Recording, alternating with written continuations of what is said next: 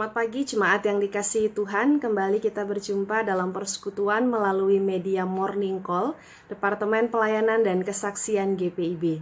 Bersama dengan saya Pendeta Claudia Hulu, Pendeta Jemaat di Jemaat Menara Iman Sekayam, Kalimantan Barat.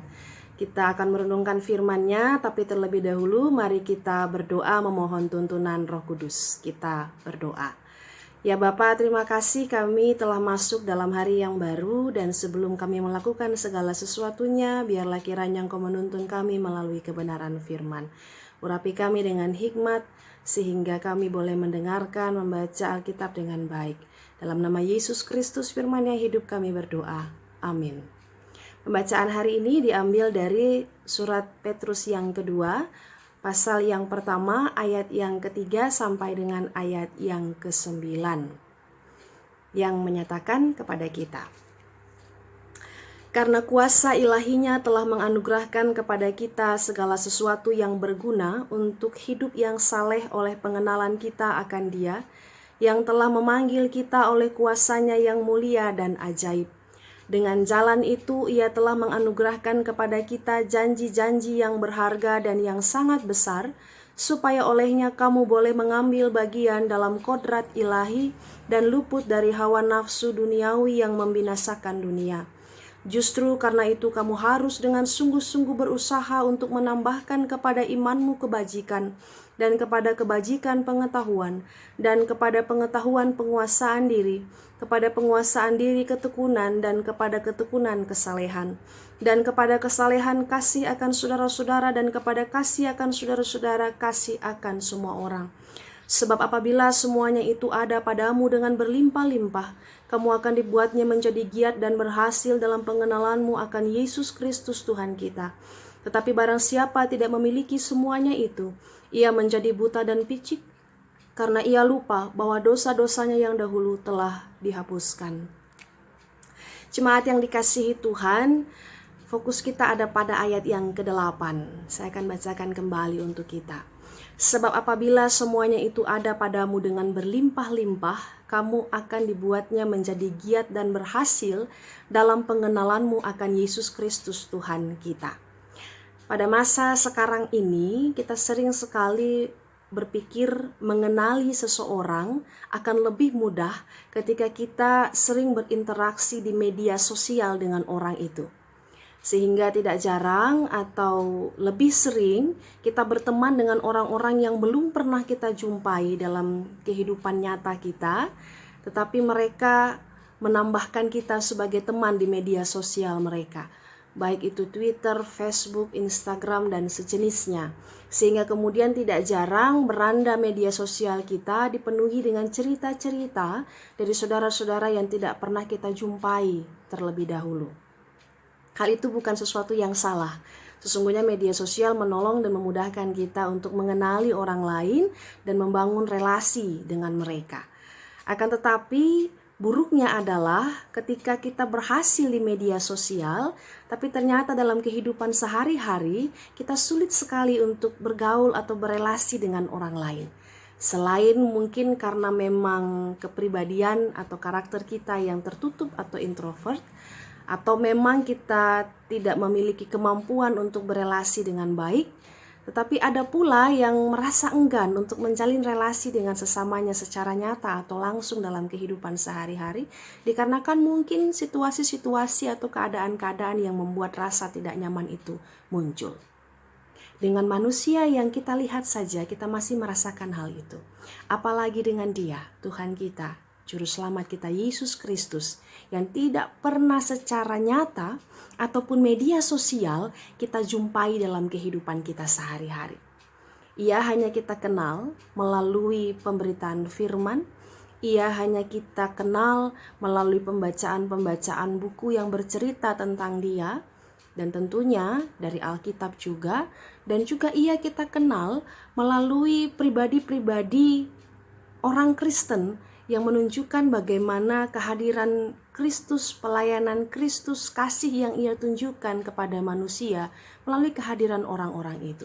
Tetapi secara nyata kita tidak bisa mendengar suaranya, melihat bagaimana wajahnya, atau mungkin merasakan kehadirannya secara nyata dalam kehidupan kita. Surat kedua yang disampaikan oleh Rasul Petrus kepada jemaat pada saat itu tidak hanya untuk sekadar menguatkan iman mereka, tapi juga untuk menangkis ajaran-ajaran palsu yang mengatakan salah satunya adalah bahwa Yesus tidak akan datang kembali. Sungguh sebuah pengajaran yang menghantam keras iman jemaat pada saat itu, karena tentunya pengharapan kehidupan orang Kristen adalah berjumpa dengan Dia, adalah bahwa merasakan sapaannya yang nyata dalam kehidupan kita. Sama seperti tadi kita memiliki teman di media sosial, kita pasti ingin paling tidak untuk berjumpa dengan mereka secara langsung, berbicara secara langsung dan berkenalan langsung satu dengan yang lain. Oleh karena itu ayat yang ke-8 ini mengingatkan kepada kita dan jemaat bahwa kita harus selalu terus-menerus dan giat untuk melatih diri kita mengenali Tuhan lebih dalam. Bagaimana Ia bekerja dalam hidup kita, bagaimana Ia ingin kita hadir di tengah-tengah kehidupan dunia ciptaannya ini. Dan tentu segala usaha pengenalan itu tidak hanya sekadar sebuah pekerjaan rumah yang berat, yang harus kita pikul setiap hari, tapi juga Rasul Petrus menunjukkan beberapa hal yang sesungguhnya menjadi bekal kita dalam proses pengenalan akan Tuhan. Bahwa yang pertama pada ayat yang ketiga, bahwa kita telah diberikan segala sesuatu yang berguna untuk hidup dalam kesalehan, untuk mengenal Tuhan.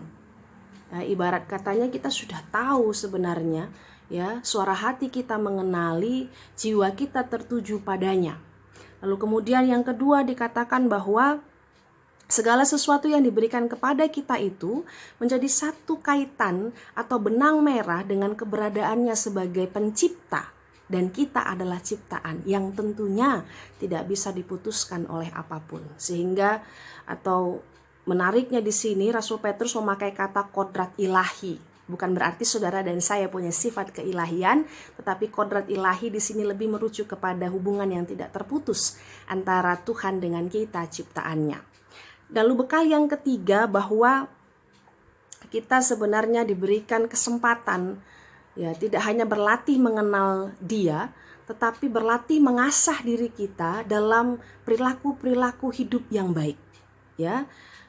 Untuk tetap hidup dalam kebajikan, untuk tetap hidup dalam pengetahuan dan penguasaan diri, dan seterusnya yang berujung, gitu ya, berujung dengan bagaimana kita menempatkan diri dengan sesama kita.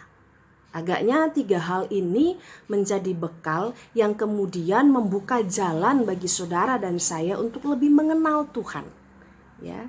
Karena bagaimana kita bisa mengenal Tuhan ketika kita tidak memiliki dasar apapun dalam kehidupan kita. Hal ini sering saya katakan kepada saudara-saudara kita yang baru akan mengikut Yesus, begitu ya. Saya katakan bahwa kita menjadi seorang Kristen, percaya Yesus bukan karena saudara yang memutuskan, tapi ada kuasa Roh Kudus yang bekerja. Demikian pula kita ketika kita menempatkan diri kita pada tuntunan Allah melalui kuasa Roh-Nya yang ada pada diri saudara dan saya, sehingga kita akan terus-menerus punya kerinduan untuk mengenali Dia, sehingga kehidupan kita tidak akan berakhir sia-sia. Hal ini membawa saya atau membawa juga saudara, begitu ya, untuk mengenal satu jemaat kami di Pospelkes yang namanya Roti Hidup di Dusun Munyau. Menariknya adalah mereka hanya berjumlah 12 kakak. 12 kakak dan sekarang sedang menuju ke 13 kakak karena ada saudara kita yang akan masuk atau menjadi warga jemaat sedang dalam proses belajar CD dengan kami di gereja. 12 kakak ini punya satu kerinduan yang besar untuk melatih, mengasah diri mereka untuk semakin mengenal Tuhan. Mereka memutuskan untuk kemudian bagaimana mempererat persekutuan mereka melalui pembangunan gedung gereja yang baru. Mereka sudah memiliki gedung gereja, memang tidak mewah, kecil sekali dan sudah bocor di kanan kiri, gitu ya. Tetapi itu masih bisa dipakai untuk beribadah dan tidak pernah keluar keluhan dari mulut mereka. Tapi kemudian keputusan untuk renovasi ini ketika mereka melihat bahwa ayo mari persekutuan kita yang kecil ini untuk menunjukkan kuasa Allah, kita berjuang untuk membangun kembali gedung gereja ini dengan kemampuan kita, dan tentunya akan disempurnakan oleh anugerah Tuhan. Sebuah keputusan yang besar yang sudah mereka susun kurang lebih 2 tahun terakhir. Ya, sekalipun pengumpulan dana masih sangat panjang dan proses yang sangat lama, tetapi keyakinan iman yang mereka mulai, proses yang mereka mulai akan pengenalan Tuhan, ya, melatih diri mereka pula untuk lebih bagaimana menjiwai pelayanan, mulai dari hal-hal yang kecil sembari terus memupuk diri untuk menuju pada pengharapan yang lebih besar. Tidak hanya sekadar memiliki gedung gereja, tetapi melatih diri mereka satu dengan yang lain yang hanya 12 menuju 13 kakak ini untuk lebih erat dalam persekutuan, seperti atau sebagaimana yang Yesus kehendaki dalam hidup mereka. Oleh karena itu, mari Ibu Bapak Saudara, jika jemaat di Pospelkes Roti Hidup Munyau berani untuk menerima tantangan, ya, untuk menerima ajakan Tuhan untuk semakin mengenal Dia melalui pergumulan yang mereka jumpai pada saat ini, kerinduan membangun gedung gereja yang baru, kita pun, ya, haruslah kemudian tertantang untuk lebih mengenal Tuhan melalui setiap fase kehidupan kita. Baik itu kisah-kisah yang sedih ataupun kisah yang baik, ataupun itu pergumulan yang sudah menghasilkan yang baik, atau pergumulan yang masih terus kita jalani sampai dengan hari ini. Biarlah itu semua justru membawa kita pada pengenalan yang benar, bahwa Yesus itu sungguh ada.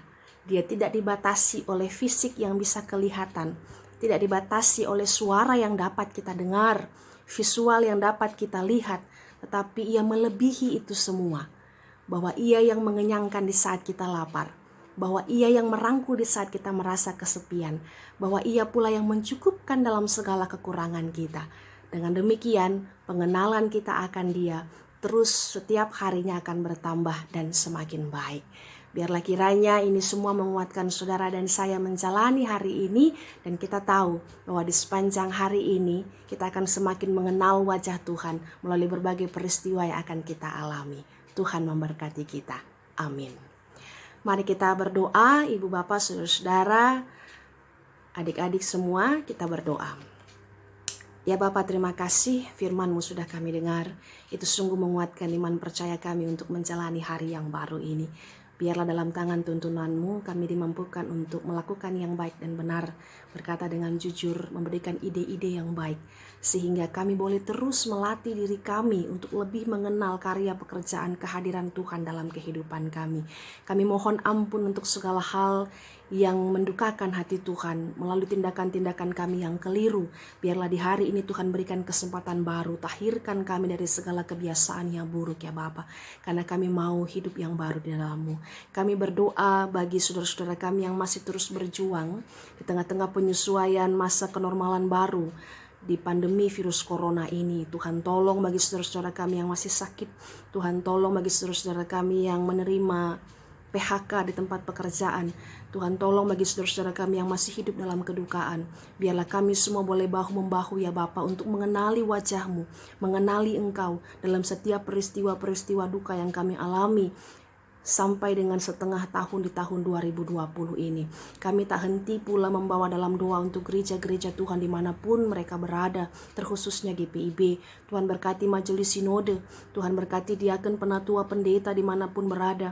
Tuhan berkati gereja-gereja-Mu, Tuhan pakai mereka untuk boleh memuliakan-Mu melalui setiap pekerjaan pelayanan yang dilakukan. Kami juga berdoa bagi gereja-gereja, jemaat-jemaat Tuhan yang dalam proses pembangunan gedung gereja. Biarlah itu semua menjadi sebuah usaha upaya mereka untuk semakin mengenal Tuhan, sehingga tidak hanya tubuh atau bangunan gereja itu yang ada ya Bapa, tapi juga persekutuan yang ada semakin erat satu dengan yang lain. Kami menyerahkan hidup kami sepenuhnya ke dalam tangan-Mu. Berkati orang-orang yang kami kasihi dimanapun mereka berada. Biar dalam kasih pertolongan-Mu kami boleh hidup dalam keadaan yang baik dan benar. Kiranya kasih karunia dari Allah Bapa dalam pertolongan oleh Yesus Kristus dalam persekutuan dengan Roh Kudus menyertai memberkati kehidupan kami dari saat ini sampai selama-lamanya. Amin. Selamat hari yang baru Ibu Bapak. Selamat menjalani segala sesuatunya dengan ungkapan syukur kepada Tuhan. Tetap semangat, Tuhan memberkati kita.